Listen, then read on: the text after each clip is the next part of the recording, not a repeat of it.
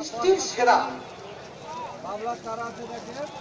কোরআনে মাজিদের মধ্যে এসছে ওয়ালাকাদ কাররামনা বনি আদম, আমি বনি আদমকে বড় ইজ্জতওয়ালা বড় সম্মানীয় করে তৈরি করেছি। এই লোকটা যে সম্মানীয় যে উৎকৃষ্ট গরু পুষেছে তার হেফাজত করছে, তো কেমন ভাবে হেফাজত করছে যে উপরে সে কাগজ লাগাচ্ছে কিংবা তার জন্য ঘর তৈরি করছে, খাওয়ার সমস্ত ব্যবস্থা করছে, নিজে হাতে খড়ও কুচে দিচ্ছে, পায়খানা করছে নিজে হাতে, সেগুলোকে তুলে বাইরে ফেঁকে ফেলে দিচ্ছে কি অন্য কাজে লাগাচ্ছে।